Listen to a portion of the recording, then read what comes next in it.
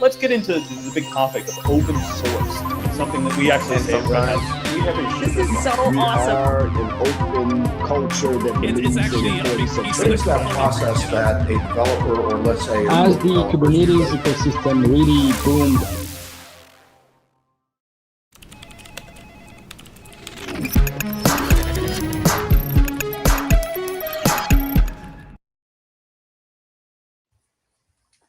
Hello, good morning, good evening, good afternoon, wherever you are in the world. I'm Johnny Rickard. This is the Ask an OpenShift Expert live stream. You may notice that my co-host Andrew Sullivan is not here. He is out saving the world again, as usual. Actually getting ready for Red Hat 1, which is next week. So like Andrew being the most important person in the room half the time, he's super busy getting ready for that, and, attending a lot of mandatory meetings and stuff. So let's pray for Andrew. Make sure he makes it out of these meetings alive and can actually get back to doing real work when Red Hat 1's over. With that said, today we've got a pretty interesting topic. It's something that we've been trying to plan and get coordinated for a while now. I think since like October, November. It's cool that it's finally happening. CMAC actually hit us up and let us know that there's a feature coming out, or I don't know if it's a feature or a product. I don't know how the right way of saying it, but there's this new awesome thing that's come out and it's available now. And so we've got Steve and Nikola here to talk about it. So do you guys want to do a quick rundown of what we're going to talk about? Sure. So again, I'm Steve. I'm the product manager with the GitHub Actions team. And we're actually here today to talk to you about running GitHub Actions on OpenShift using Actions Runner controller, also known as ARC. And with me today, we have Nikola Jokic, who is a senior software engineer on the Actions team. And he's the primary person that works on ARC as well. Nice. Awesome. Thank you. All right. So before we get started, I don't have a lot of top of mind topics. Obviously, we have the schedule coming up. Next week is Red Hat 1, so we're not going to stream next week. If you're not familiar with Red Hat 1, it's a huge internal, I guess it's not completely internal, but it's internal with partners and stuff like that. It's a big tech convention that we go to where all of our consultants and sales teams and some just different folks around Red Hat and again with our partners get together, and it's a week of enablement and social networking and just building your network and getting smarter on the technology that's out there and the stuff that's kind of on the horizon. The week after we have we're gonna have Ben Schmaus come on and he's gonna talk about NVIDIA's GPU Direct RDMA, and then we're gonna have sorry, I'm going off memory here. We're gonna have the Trusted Artifact Signer team come on and they're gonna talk about the Taz product that's come out. It's been out for a while, but they're actually gonna come out and they're gonna talk about it and do a demo. And then we've got Peter Kreuzer coming back to do some more CNV user experience. And then we have the dude's name is, I can see his face now, but I can't remember his name. Anyways, he's going to talk about confidential containers out in the field. So he's been working with confidential containers for some time now. And he's going to come out and he's going to talk about all the things that he's kind of seen, like the good, the bad, and the ugly of confidential containers. So got a pretty full schedule coming up, which is awesome. And again, we're out next week, but once we get back in the swing of this, we'll actually be hopefully back on track to do a stream every week again. So happy New Year, happy holidays. Hope everybody had a good break. This is our first stream coming back. So I'm a little excited. I'm going to try and slow myself down here so that way I don't just run through everything. But cool. So Steve, I'll kick it over to you. How about let's get started. Awesome. So let me share my screen.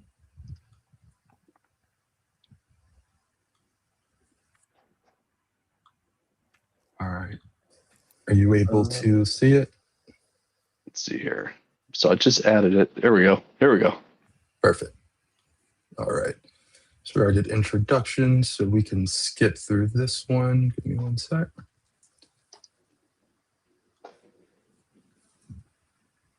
Awesome. All right. So as we said earlier before, we are going to talk about running GitHub Actions on OpenShift using Actions Runner controller. For the agenda today, we're going to first talk about how GitHub Actions, ARC, and OpenShift work together, how this whole collaboration between GitHub and Red Hat started, how ARC runs on OpenShift, high-level installation guidance, a demo, and Q&A. Then we also added a bonus slide yesterday for common operational pitfalls and experiences that people have had when doing this setup. So to start, I assume many of you who are attending are familiar with OpenShift, but some might not be as familiar with GitHub Actions. So GitHub Actions is GitHub's built-in automation platform for CI and CD as well.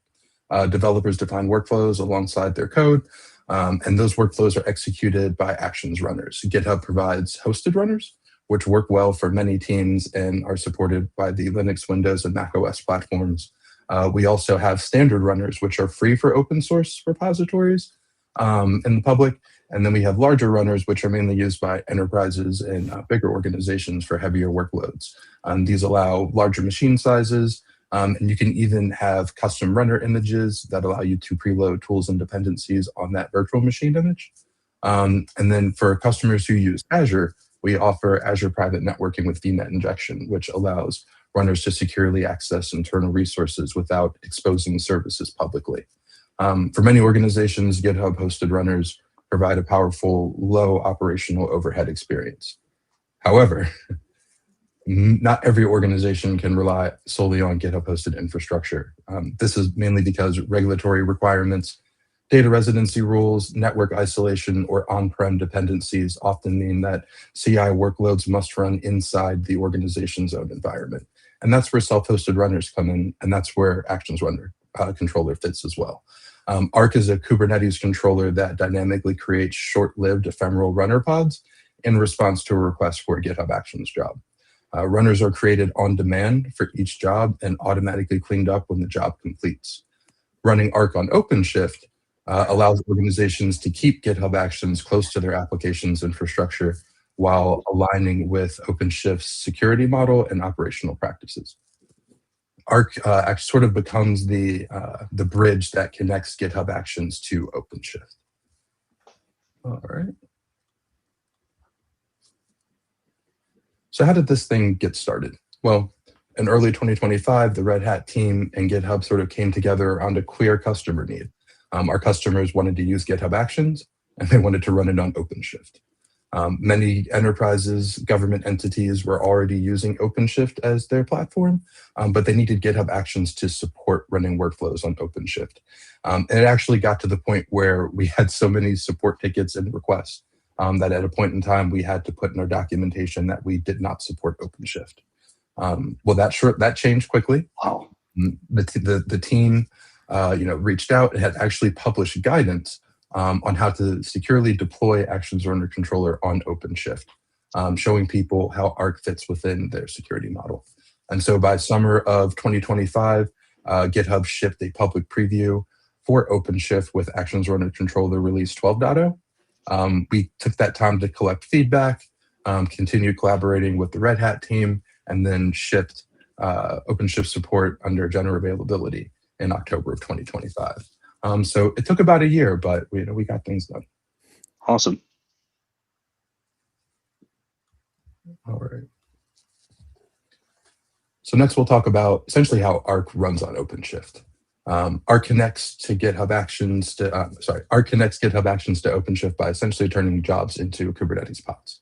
The controller manages ARC resources. The listener communicates with GitHub Action Service to receive work, and runners are created dynamically as ephemeral pods that only exist for the duration of a given job.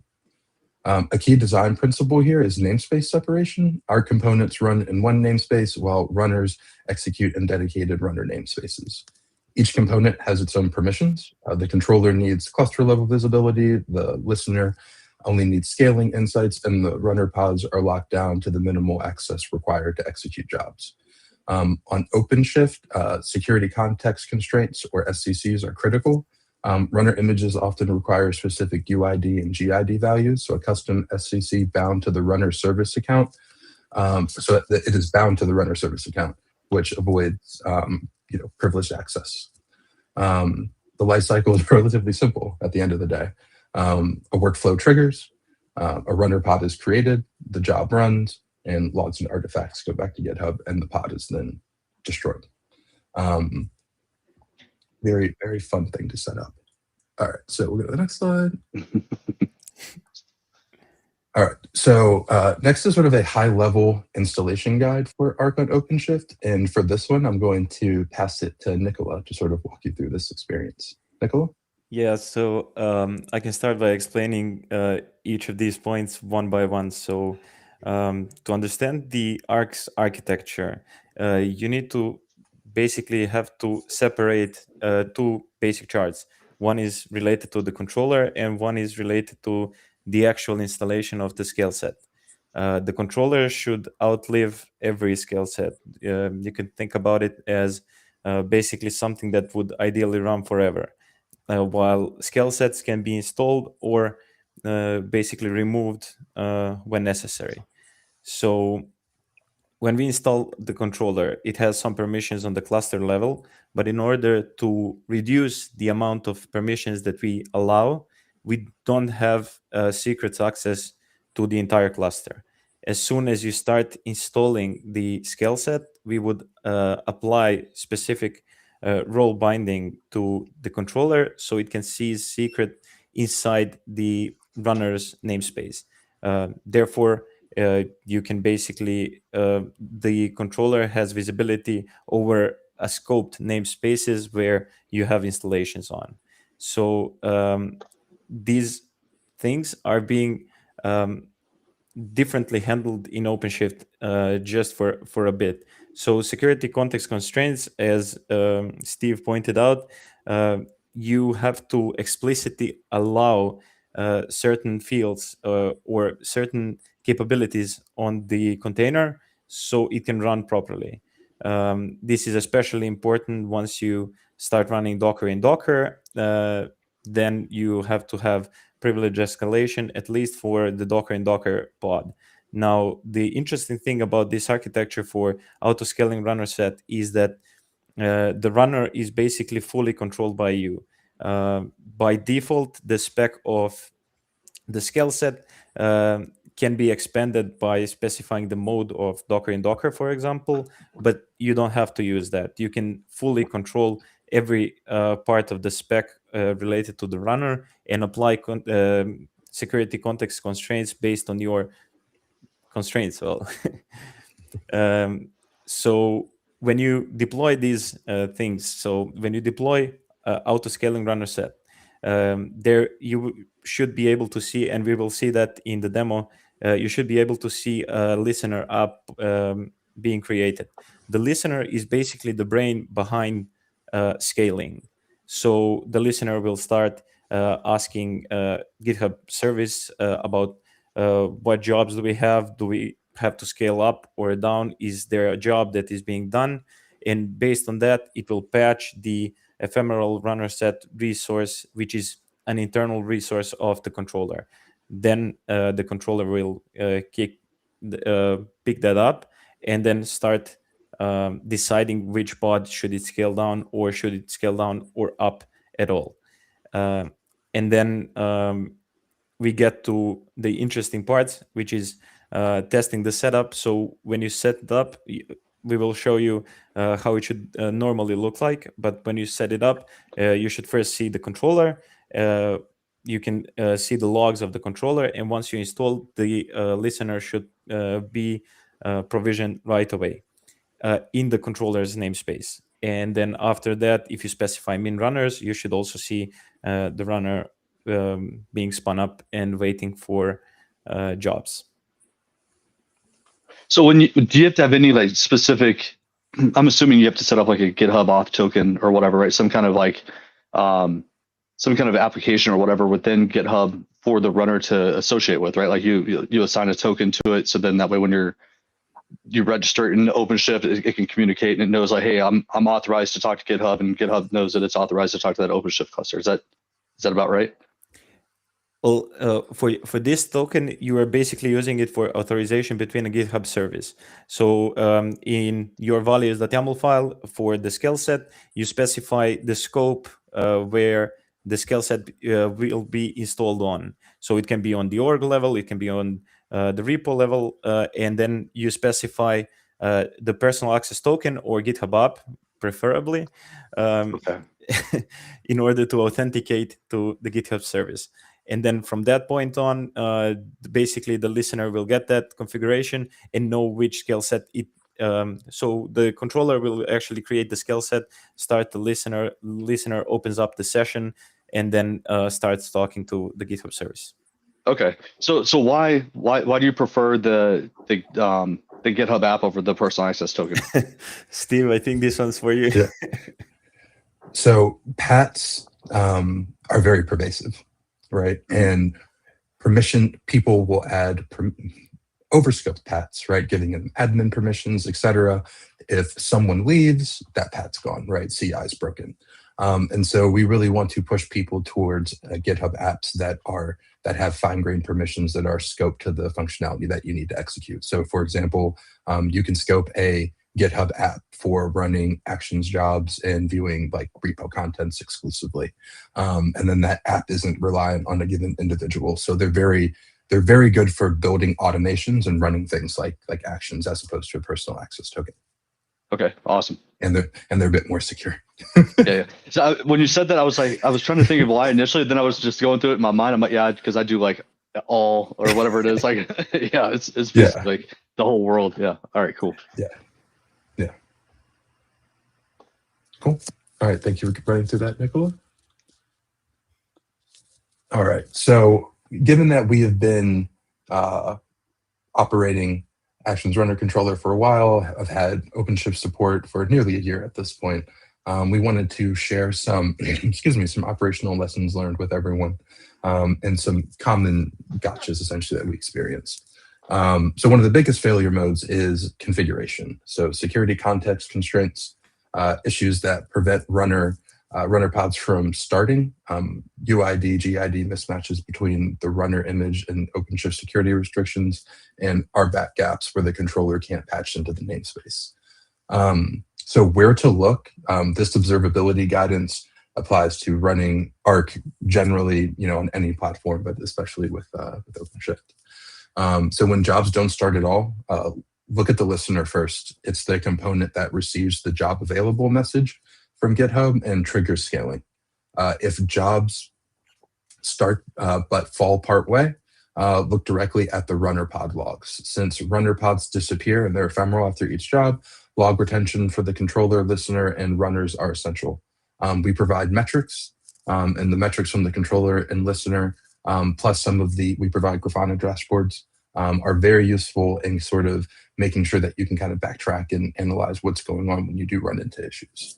ARC also requires you to think about scaling, depending on the size of an organization, how many developers you have, how big your clusters are. CI can burst hard, right? Especially during peak times during a given day when everyone is pushing a lot of builds. So you need to plan node pools for spikes. And one thing we do recommend is creating separate runner scale sets for different workload profiles. This will come with the Actions Runner Controller 14.0 release and is also on the public roadmap. But we are bringing back multi-label support for ARC. So if you have a scale set that can run multiple build types, you can assign it multiple labels so that a job can be assigned to different skill sets and help pick up jobs from different ones. Whereas today, you have to be very discrete in the workflow file and stating that I want it to run on this scale set, and that's the only scale set that the job will be picked up on. With us bringing back multi-label and release 14.0, it kind of expands the use case for having a scale set be used for multiple types of jobs. So that's just something that's Sorry about that. Sorry. Can you kind of jump into what skill sets are? Because it's like just listening, it sounds like a skill set is it one skill set per type of runner that I want to use? Is that am I thinking about that the right way? Like what is a skill set like in this context? That's a good way to look at it. Look at a skill set as like a unit of compute that can run a job, right? And when we talk about creating different profiles, you may have a GPU skill set. You may have a skill set that has additional storage because it requires more disk space to run.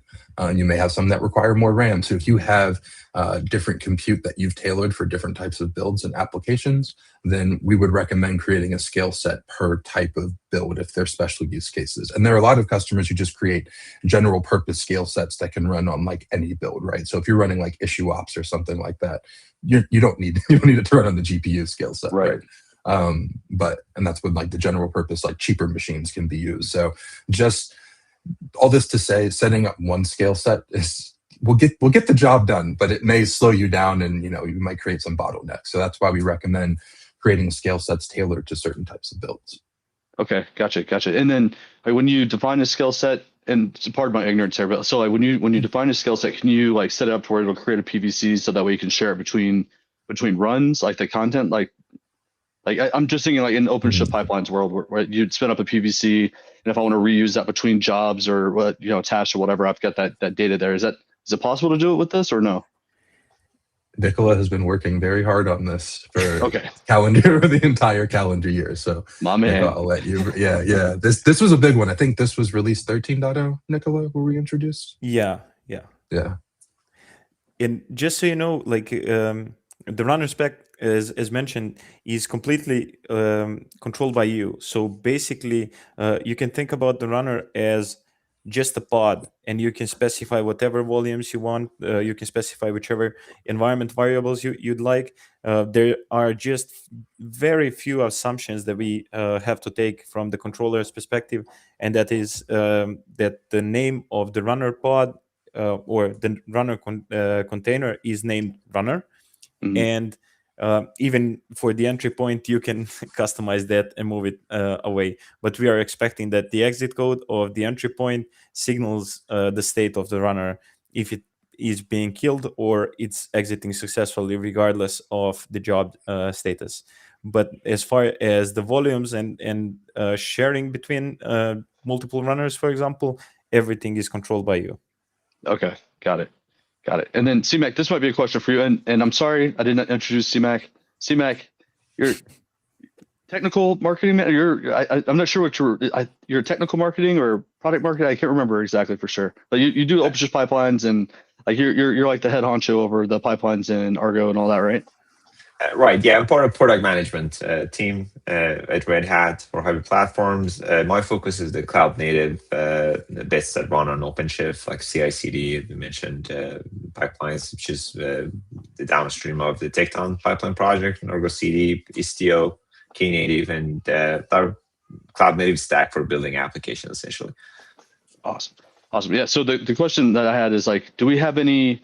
Like, are there any like Red Hat builds? Or Red Hat images that we would use for the runner? Like, do we have like a Red Hat UBI runner image that we're putting out, or is it just we're taking it directly from GitHub? We're not building any. Yeah, go ahead, Steve. Yeah.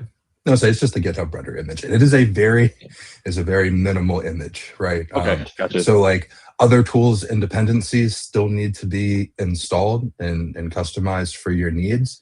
However, I will say that we have ever-growing customer requests for GitHub create a more opinionated image, install more tooling, etc. Especially in the day of agents. So at GitHub Universe this past year, we announced self-hosted support for Copilot coding agent, right? Which means that if you're running on Actions Runner controller, rather than assigning it to a hosted runner, as I mentioned earlier, you can update your Copilot configuration settings to then run on self-hosted, and that being an ARC cluster. It could be, the machine on your desktop, as long as it's running on Linux. It doesn't run on Mac or Mac yet. But we've had many customers ask for that sort of thing, and so it's been an interesting journey, seeing the evolution of like self-hosted and the multiple things that it can support. Okay, awesome. Thank you. All right, I'm done. I'll keep coming up with questions. Those are really good questions.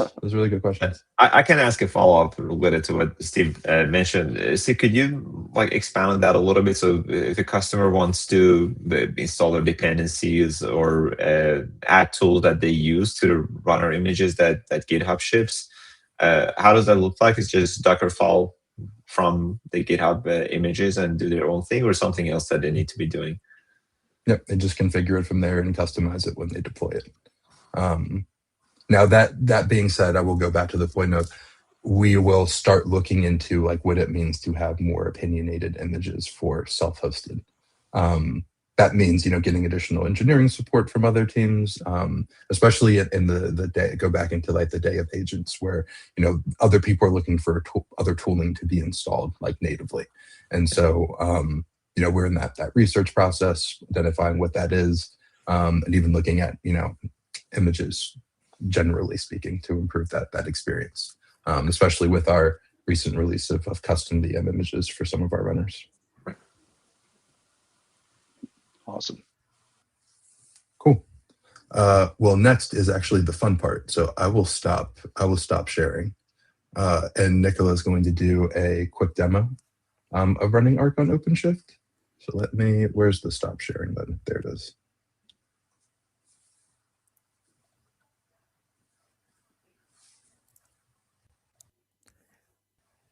All right, here we go. Yeah, so today I took some time to set up local OpenShift cluster. So using CRC, I was spinning up basically something that would be similar to running the actual OpenShift. And I have to call out this amazing article published by Red Hat. So basically, you can just follow along and see how exactly you can basically set up Actions Runner controller on OpenShift. As we mentioned before, you need to provide some configurations related to security context constraints, and you need to later apply some policies. But other than that, the installing skill set is basically just applying a Helm chart to your cluster. So just so you can see, basically these were the only things that I used to set it up. I have security context constraints, and I have a cluster role, then applied the policy when I needed, and everything was set up correctly. In this nice K9s view, you can see that we have ARC systems, which is usually what we use in documentation when we install the controller, and where the listener will be. And we have a single runner, and that's going back to what I said, setting up min runners. It's going to spin up a single runner waiting for jobs to come in. You don't, of course, need to do that, but if your cluster is busy, it can speed up spinning up the runner, so you can pick up job as soon as it is available. There are a few things to mention here. So the controller log, just by going L here, you can see all the states that we are going through when we are reconciling on every auto-scaling runner set. So there are a few internal resources that we compare. And if there is a bug, something like, for example, pod is not spinning up, you can check it here to see in what state is it in. And that is quite important for debugging, especially when submitting an issue. The other log that is quite important is the listener log. And this is going back to what we were previously talking about, listener asking for jobs and figuring out how many runner pods should be spun up. And the runner log is basically just the basic log of the runner. It looks exactly the same when you spin it up. Locally, it's not writing to a file, it's writing to the standard output. And as soon as this is done, and you can see every single one of these components, you can go to spin up a job. I just have a basic CI job that is a matrix job, and we'll see how it looks like in K9s, how the pods are being spun up. So we did get a question. The question is, would you recommend running ARC on its own dedicated cluster, or would you have it running on dedicated nodes in a shared cluster? Definitely on the dedicated cluster, because having a shared cluster can have different policies, and sometimes your jobs do need some permissions that you wouldn't ideally want to apply on the shared cluster. So keeping them separate is always a better way to go, to be honest. Okay. And just to return here back just for a quick second, you can see these runners are being created. They started running a job. This UI is a bit stale, but these jobs are being done. And the runners are slowly going down. You can potentially sometimes see this where the runner stays, and that is basically intentional. When you have a spike of jobs, this one runner that was created during scaling up and scaling down will quickly pick up the job. But as soon as the cluster becomes idle, we are going back to the min runners, as you will be able to see in less than 40 seconds. Okay. And your workflow is... And min runners. Sorry, go ahead, Steve. I say, and min and max runners is something that you configure yourself. So if you wanted to have 100 machines being idle at all times, that's completely within your control. And this is going down. So basically, when your cluster becomes idle, there is a period of around 50 seconds of no messages. Then we will issue a request to the controller saying, hey, make sure that this state is where it needs to be. And this is only happening when your cluster becomes idle. So usually, like, the pattern of jobs would be some jobs are coming in, others...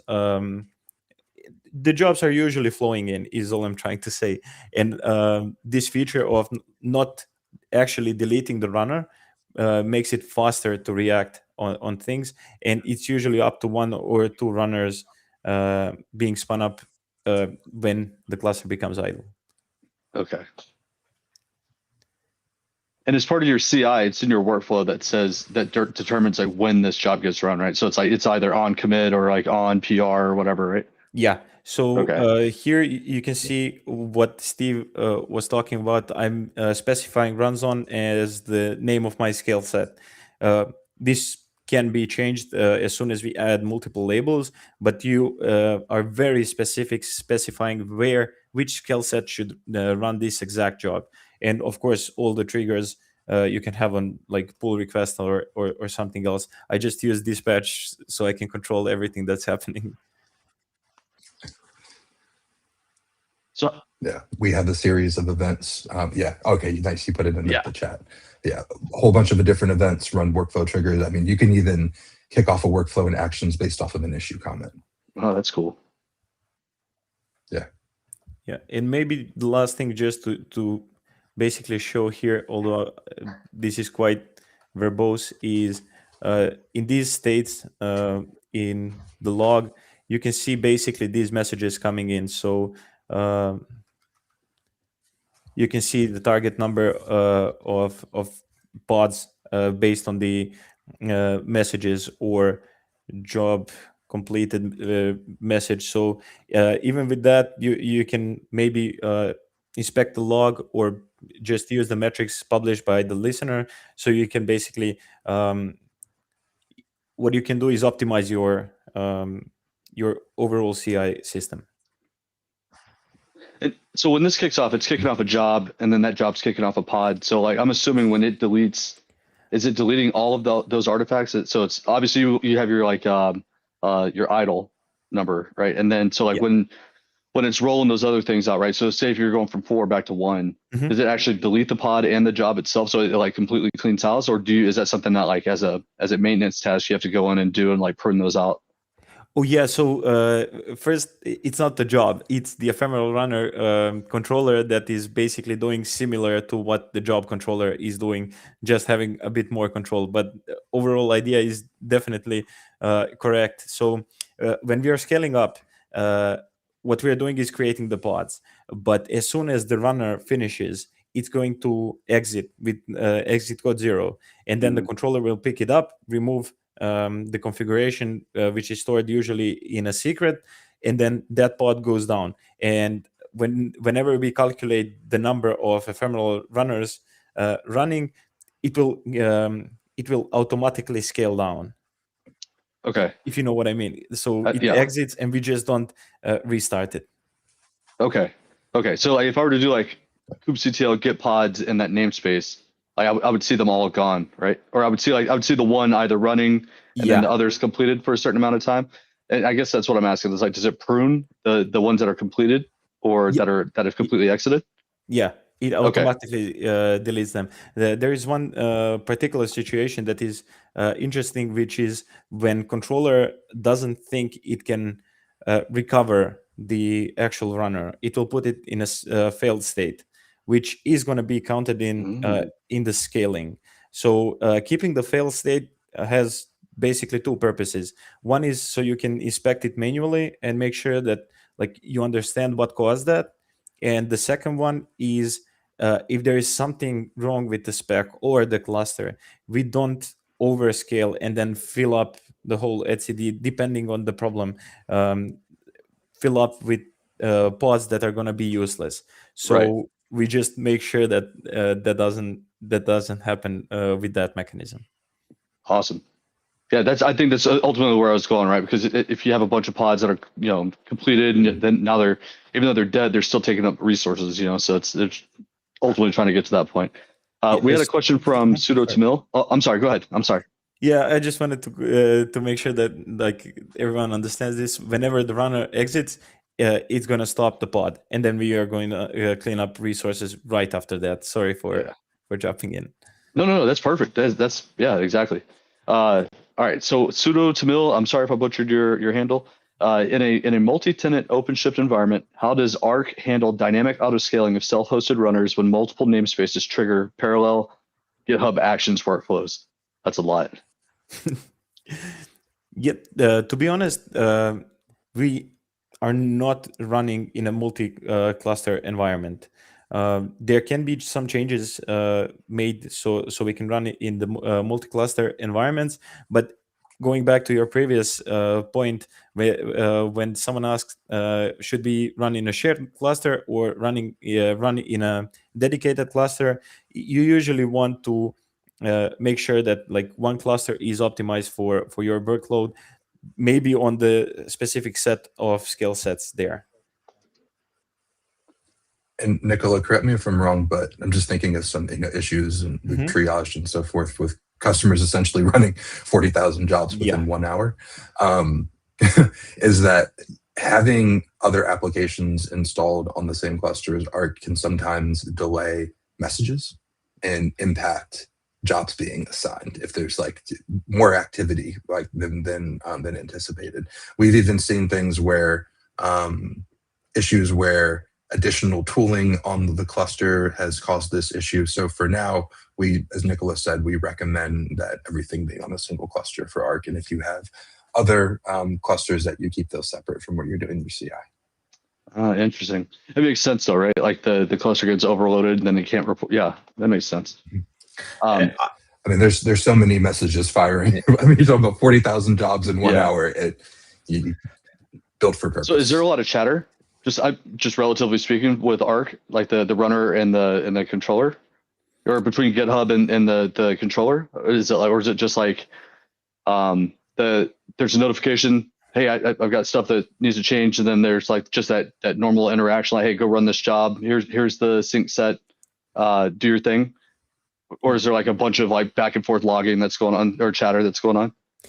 Yeah, so basically for most things, the controller installs the watcher that gets notified on every event that maybe pod or something else is going through. So whenever you have a huge spike like that, there's of course going to be a lot of create requests which are going directly to the API. And then after each state being changed, usually through the watch mechanism, we get notified about the change being the change.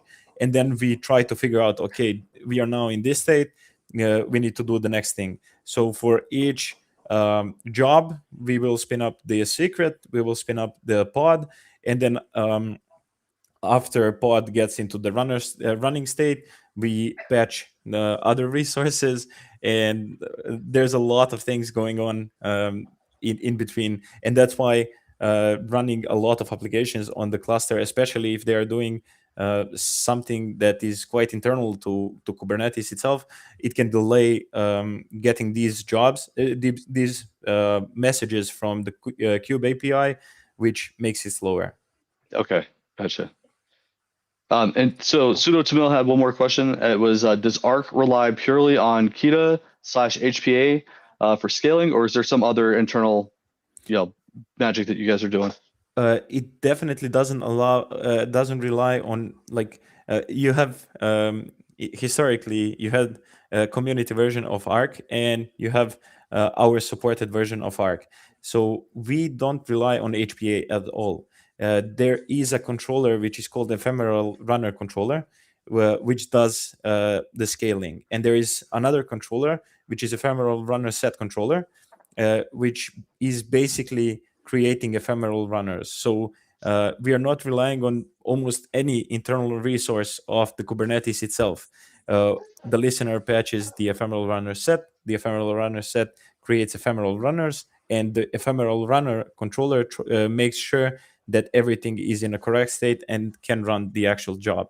After it's being done, it deletes itself. So the ephemeral runner set controller makes sure that the scale matches the desired one. Nice. And you don't have to, you can use obviously GitHub.com, or you can use GitHub Enterprise or whatever, right? There's potato, you're going to have this capability exists between both platforms. Okay. Yes, and also GitHub with data residency is the. Oh, what's that? I'm sorry. What's? Yeah, so it's it's new. So it's actually GitHub where you're at. So for customers who have data residency requirements, you can operate. Let's say, for example, we have U.S. stamps, Australia. I think we're working on Japan, and so I know we have a Europe stamp as well. But this essentially meets those requirements. So it's your own instance of GitHub in your region with your data. Whereas GitHub.com, generally, you're running where our servers right. Yeah. That's awesome. Yeah, that's actually, that came out recently. So it's something that GitHub is expanding. Teams are building feature parity around it, right? Ensuring that the same features that you have on .com are available for GitHub with data residency. Okay, it totally makes sense, right? You start thinking about sovereign and stuff like that. It just makes sense. Yeah, awesome. So all right, we have another question that says, what's your take on using GitOps Argo CD to deploy and manage GitHub ARC on OpenShift? Any expected challenges when dealing with ARC ephemeral resources? Yeah, maybe. Yeah. Our official support goes as far as Helm. So we maintain Helm, and we try to make it so Argo CD or any other solution can basically work with our Helm charts. But the official thing that we maintain is the Helm chart. I have seen people definitely making it work. Now, would I recommend it if you are very well versed with Argo CD? Yeah, sure. So this is just basically a Helm chart.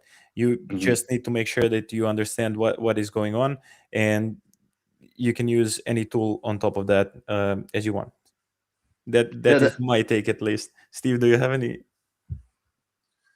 We added the annotations recently, right, to help with other providers. So if you did want to use Argo or something different, then it would be easier with the annotations. Yeah, correct? and we try to enable these features whenever we see them being blockers for other people, but we don't officially support it. We will definitely try to reproduce every bug that we see, and we try to figure out exactly what is going on, but it's not as heavily tested as Helm is, basically. It's really using the tool for what the tool's built for, right? It's a CI tool, so you're building an image or you're building an application. So that's you're committing to your repo. You're letting the runner deploy to your cluster and build it in your cluster, and then there should be that handoff, right, where it goes from the CI tool to the CD tool, right, which would be Argo. The application gets updated, it gets patched with the new image version or whatever, and then starts the rollout to your clusters. So it's just using the tool where it's meant to be used. It's maybe not trying to extend it to do something that it maybe should be doing, but to deploy it should be just, hey, here's a Helm chart, here's some values, maybe here's an external secrets.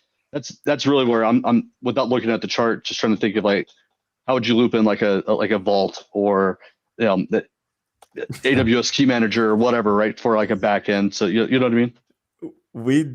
So we do have, yeah. Sorry, Steve. We actually, no, you're fine. Because as soon as you said vault, many enterprises, organizations, especially in regulated environments, do not feel comfortable using the native etcd secrets within Actions Runner Controller. And so we provide vault support for Azure Key Vault right now. It's in our documentation if you need to configure it. We are looking into other key management things, but to be honest with you, Nikola and I, ARC is an open source project. We look at all the issues that are reported there. If people want like HashiCorp Vault, something from AWS, submit an issue, review it. Like if there's community engagement around it and the clear need, then it's something we'll look into, because a lot of the features and things that we build and capabilities are just based on, feedback that we're getting from the community. That's awesome. Yeah, and also just to add to that, just bringing this Azure Key Vault, we did a lot of heavy lifting to make sure that other key vaults can be included. So adding every next one to be added is going to be simpler to, because we already have the framework. How do we resolve these secrets either from the cluster itself or from the key vault? Okay, awesome. Famous last words, man. Famous last words. I got one done. The next one's gonna be easy. 6 months later, we're working on it. Yeah, we've got 4 new vaults coming in 2026. Right. We don't have plans for any right now, but if there are, we can add them easily. So is that the, if I want to feature added, or if there's something that maybe I just want to see something, or I have a question, is that the right way to go? Just go to the ARC repo and put in an issue and get some traction that way? Are you guys on Slack or anything? Yeah. No, we just use the repo for That's communications with the community. Now, if you are like in an enterprise with GitHub, let's say you have like a premium plus support subscription, right? You go through support, that will come through our team, right? That will come to us in a different way. So like we like the way I kind of see it is if there's like enhancements. I mean, we even have members of the community who will submit pull requests and things, right? And Nikola and I will review those and say, oh, this is actually good to go. Only a couple changes, and we can include this in the next release. Okay. So are y'all both the maintainers for this? Okay. Nikola's the maintainer. I'm the PM. Okay, cool. Yeah, I didn't mean to put you on the. You're like, no, hell no. No. You're fine. You're fine. I don't think Nikola wants me mucking around in the code base. But I will respond. I will respond to issues and Gotcha. other things. Gotcha. And Mr. Dog 1515 said, "What about integrations with secret management tools like HashiCorp Vault, Delinea, etc.? Are they on the roadmap?" And I'll recap what you just said, and then you just correct me if I'm wrong. But the idea is they have Azure Key Vault as a built-in config now that works, that's supported. Anything else you would just have to put in an issue. Like the hooks are there, there's no support for it out of the box right now. And so that's something that you really need. Please submit an issue as soon as possible. We're working on the 14.0 release right now, and we expect to ship that before the end of March. So now will be a good time. That's awesome. So are you guys going to KubeCon? Are you going to be at Summit, KubeCon? Are y'all doing any of that? I'm not going this year. I do want to go. I was in Chicago one year when KubeCon was going on, but I had something else to take care of. But it's definitely something that in the coming years we want to attend. Okay, gotcha. Yeah, it was cold that year, by the way. I walked around. I got a hotel like 2 miles away. I'm like, it's only 2 miles, to be fine. I froze. I'm like, this is a terrible walk. Let's see. So what else you guys got? What's on the roadmap that's big that you're excited about? I'd that say you can talk about. Yeah, 2 things. One is multi-label support. So when GitHub took over the original SummerWinds project, and we moved to creating our own supported version of Actions Runner Controller, we went away with multi-label support because we wanted very discrete ways for calling out compute and in opinionated ways of scaling. So when I go back to mentioning, we recommend having multiple scale sets created with different types of compute for different jobs. That's kind of where that approach comes from. Well, the community was not happy about this at all. Many of our customers are not happy that we dropped multi-label support. And so as part of what we're working on this year with the 14.0 release, we're bringing multi-label support back for Actions Runner Controller. The other thing that we are doing that I think is very exciting in this space is in addition to Actions Runner Controller for self-hosting your Actions jobs, you can also, so ARC uses something called scale sets. Scale sets are the things that it runs on, but scale set is also the name of a service that is used for scaling, right? It's the communication with GitHub. We are, if you will, extracting some of the scaling components that are directly tied to ARC today and creating a new open source project called the GitHub Scale Set client, which essentially allows you to self-host on anything, right? So you can run the Scale Set client on OpenShift, you can run virtual machines, you can run containers. We are essentially ARC required organizations to have Kubernetes expertise in order to auto-scale their runners, right? We just heard, hey, I need to run Windows. I have Mac builds. Like, I want to self-host. I don't want to go through another platform. And so the Scale Set client is something that we are going to ship this quarter as well. And that will come with multi-label support as well. Hell yeah, man. Yeah. I'm just thinking like from a nerd, right? Like, yeah. I have a requirement. You guys I love the product. I love GitHub. These runners things are cool, but I've got like this other non-Kubernetes environment, and I would love to use this thing, but I can't. And you guys are like, boom, done. We're shipping it. There you go. That's what all this is about, right? To me, this is what open source is. It's like, hey, this thing would be awesome. You could either code it up, or obviously I'd just go to Nikola and be like, hey, dude, I need to be able to run this in Windows. It'd be awesome. I love it. Yeah, that's really great. In fact, the way that we look at it now is that Actions Runner Controller is a reference implementation of the Scale Set API.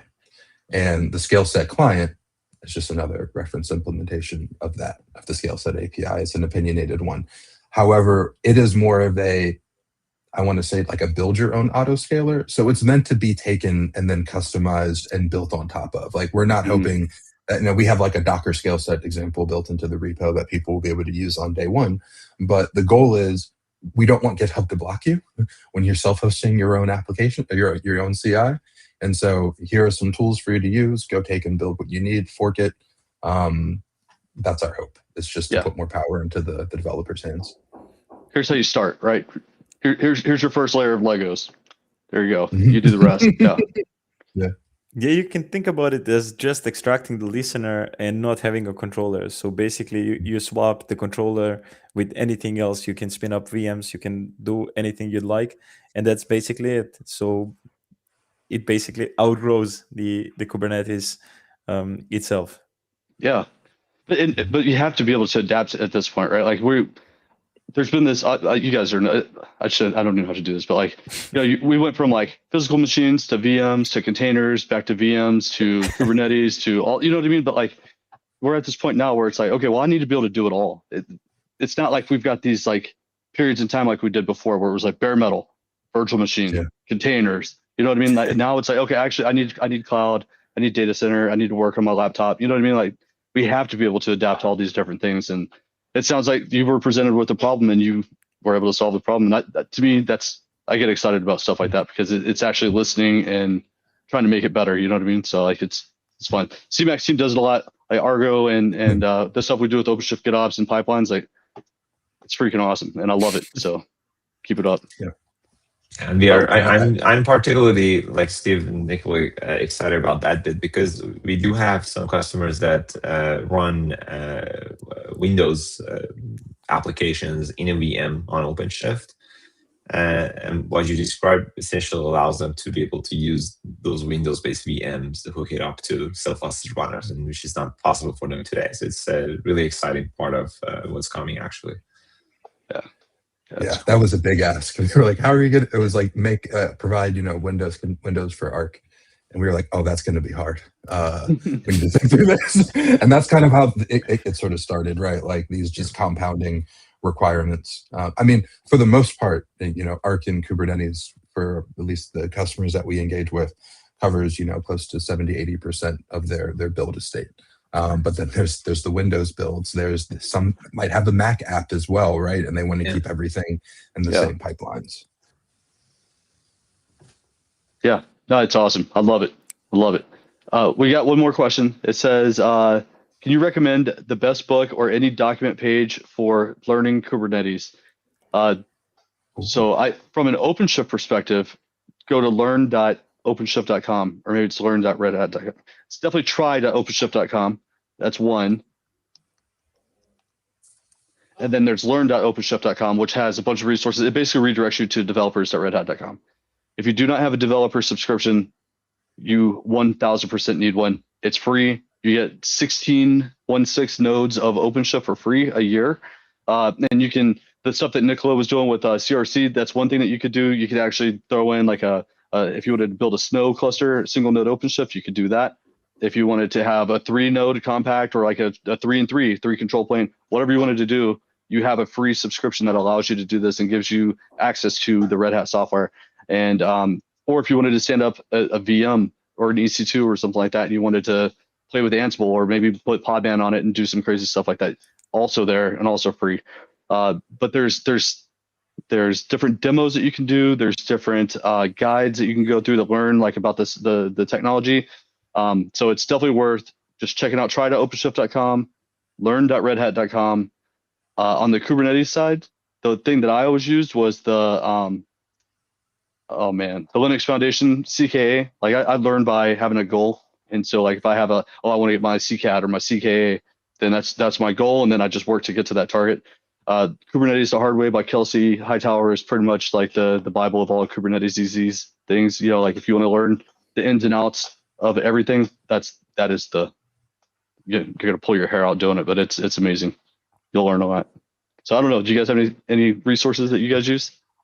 Yeah, I'm going to give a shout out to an engineer on the Actions team.